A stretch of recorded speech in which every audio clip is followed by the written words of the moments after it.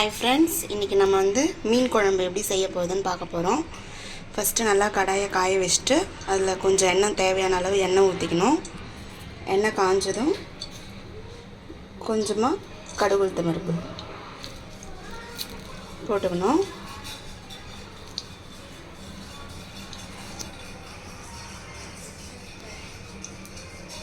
கடுகு நல்லா பொரியட்டும். இப்போ பார்த்திங்கன்னா நான் மீன் குழம்புக்கு தேவையான புளியெலாம் கரைச்சி வச்சுட்டேன் ஏற்கனவே. பாருங்கள், புளி கரைசல் தேவையான அளவு புளி கரைச்சிருக்கேன். அதுக்கு 2 ஸ்பூன் மிளகாத்தூள் போட்டிருக்கேன். ஒரு தக்காளி போட்டு கரைச்சி வச்சுட்டேன். அப்புறம் கொத்தமல்லி தலையும் கொஞ்சம் மேலே போட்டுட்டேன். கரைச்சி வச்சுருக்கேன் புளி கரைசல். கடுகு பொரியுது.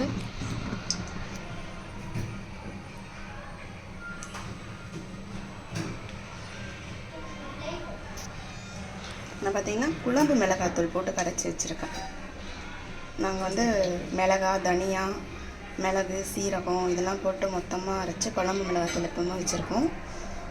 அது 2 ஸ்பூன் போட்டு ஒரு பெரிய 2 எலுமிச்சை சைஸ் அளவு புளியை கரைச்சி 2 ஸ்பூன் மிளகாத்தூள், கல்லுப்பு, ஒரு தக்காளி, கொத்தமல்லிலாம் கரைச்சி வச்சுருக்கேன்.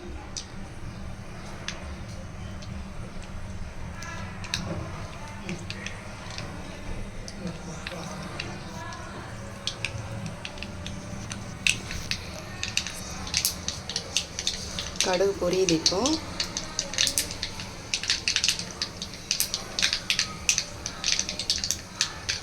பொரிஞ்சிருச்சு. இப்போ கொஞ்சமாக வெந்தயம் போட்டணும்.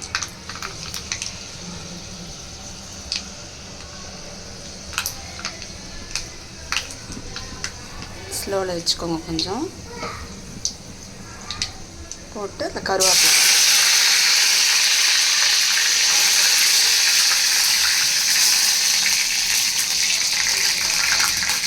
வெங்காயம்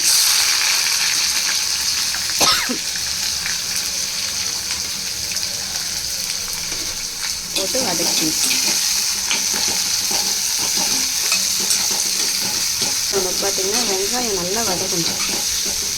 வெங்காயத்தோட நல்லா வதக்கும்போது அது நல்லா இப்போ நம்ம ப்ரௌன் கலரில் நல்லா வந்துச்சுன்னா அது அந்த மீன் குழம்பு அது தண்ணி ஒரு டேஸ்ட்டாக இருக்கும்.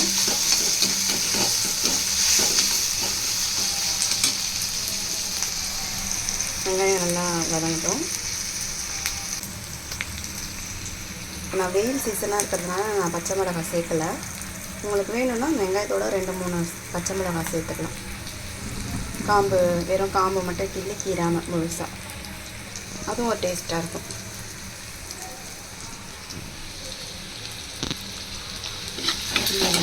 ஆனியன் பார்த்தீங்கன்னா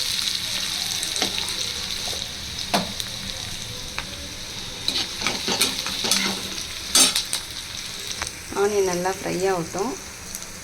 இப்போ பிரியாணிக்கெலாம் செய்யும்போது பார்த்திங்கன்னா ஒரு ப்ரௌன் கலரில் செய்வாங்க. அவ்வளோ ப்ரௌன் கலரில் நம்மளுக்கு வரணும்னு அவசியம் இல்லை. ஓரளவு அதுக்கு முன்னாடி ஒரு பதம் வரும் இல்லையா, நான் உங்களுக்கு காமிக்கிறேன் பாருங்கள்.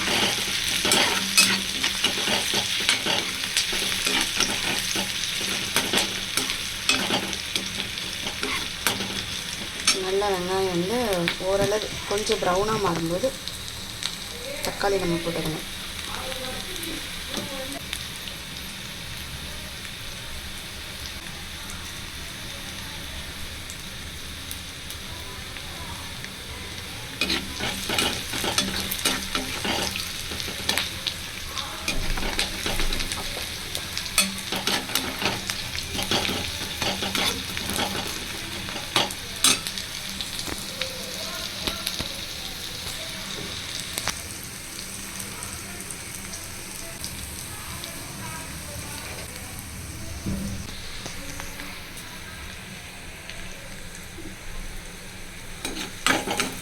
நல்லா ஃப்ரை பண்ணுங்க. பாருங்கள், கொஞ்சம் நல்லா ஆனியன் பார்த்திங்கன்னா பார்க்கும்போதே தெரியுது உங்களுக்கு, நல்லா பொரிஞ்சிருக்கு ஆனியன்.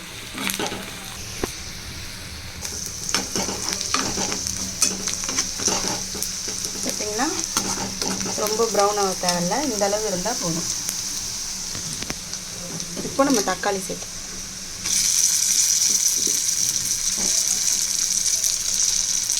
ஏற்கனவே நான் புளி கரைசலில் ஒரு தக்காளி கரைச்சி வச்சுருக்கேன். ஏன் ஒரு தக்காளி புளியோட கரைச்சி வச்சுருக்கேன்னா குழம்பு கொஞ்சம் திக்னஸாக வரும். அதுக்காக தான் நான் வந்து புளியோட ஒரு டொமேட்டோ வந்து அந்த தக்காளியை சேர்த்து கரைச்சி வச்சுருக்கேன். இப்போ நம்ம கொஞ்சம் சால்ட்டு சேர்த்துப்போம். நான் ஆல்ரெடி புளி கரைசலோட உப்பு சேர்த்துட்டேன். இது கொஞ்சமாக வதங்கிறதுக்காக சேர்க்குறேன். சரிங்களா?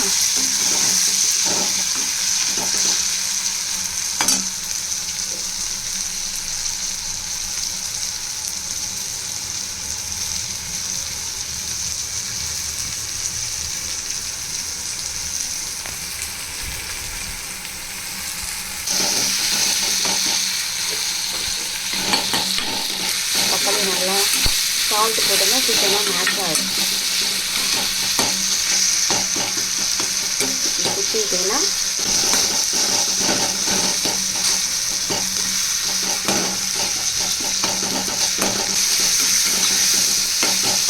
ரொம்ப நல்லாயிருக்கும். இந்த மாதிரி செஞ்சோன்னா மீன் குழம்பு இன்றைக்கும் நல்லாயிருக்கும். நாளைக்கு நம்ம இட்லி சாப்பாட்டை கூட வச்சு சாப்பிட்டா அது டேஸ்ட் ரொம்ப நல்லாயிருக்கும். நான் பார்த்தீங்கன்னா இன்றைக்கி சங்கரா மீன் வாங்கியிருக்கேன். சங்கரா மீன் வந்து இது போனப்போ அங்கே சங்கரா மீன் வாங்கினேன். ஃப்ரெஷ்ஷாக இருந்தது. நல்லா பாருங்கள், நல்லா ஃப்ரெஷ்ஷாக இருக்குது மீன். நல்லா புது மீன். இந்த மாதிரி நீங்கள் மீன் சேர்த்து குழம்பு செய்யும்போது அது ரொம்ப ஒரு தனி டேஸ்ட்டாக இருக்கும். இப்போ எடுத்து வச்சுட்டேன். நல்லா பாருங்கள், சூப்பராக வதங்கிடுச்சு. இந்த மாதிரி நம்ம நல்லா வதங்கிக்கணும் மீன் குழம்பு. தக்காளிலாம் நல்லா ஃப்ரை ஆகிடுச்சு. அந்த எண்ணெய் தனியாக பாருங்கள் பிரிஞ்சு வந்துடும். இப்போ நம்ம என்ன பண்ணணும், சேர்த்து வச்சுருக்க இந்த புளி கரைசலை இதிலே நான் மிளகாத்தூள்லாம் போட்டுட்டேன், ஏற்கனவே சொல்லிட்டேன். இதில் ஊற்றிடணும். சரிங்களா? ஊற்றியாச்சு. கிளறிட்டு அதாவது 2 பெரிய எலுமிச்சை சைஸ் நான் புளி எடுத்தேன். அதில் 2 ஸ்பூன் மிளகாத்தூள், தேவையான அளவு உப்பு, ஒரு தக்காளிலாம் போட்டு கரைச்சி, கொத்தமல்லிலாம் அதிலே போட்டு கரைச்சிட்டேன். இப்போ என்ன பண்ணோம், நல்லா ஹை ஸ்பீடில் வச்சுட்டு தட்டை போட்டு மூடிடணும். குழம்பு கொதிக்கிட்டோம். இப்போ பாருங்கள், மீன் குழம்பு வந்து கொதிச்சிருச்சு. அது மேலே பார்த்திங்கன்னா நல்லா ஏடு தட்டியிருக்கு பாருங்கள், எண்ணெய் தனியாக பிரிஞ்சு. இந்த ஸ்டேஜில் குழம்பு ஓரளவு திக்காக, இந்த ஸ்டேஜில் நம்ம மீனை போட்டுருவோம். மீன் ஒன்றா போட்டுருவோம்.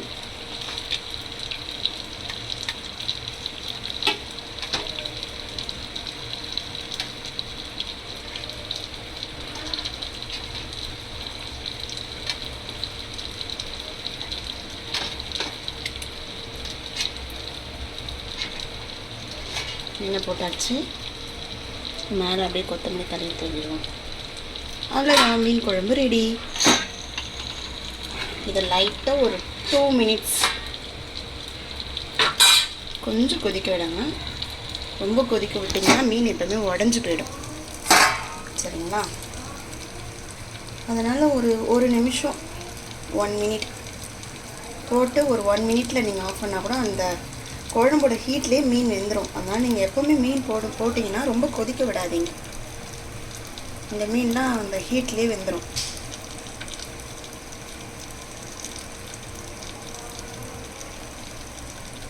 பாருங்கள், பார்க்கவே எவ்வளோ அழகாக இருக்குது. இன்னும் இட்லிக்கெலாம் நாளைக்கு வச்சு சாப்பிட்டிங்கன்னா ரொம்ப சூப்பராக இருக்கும்.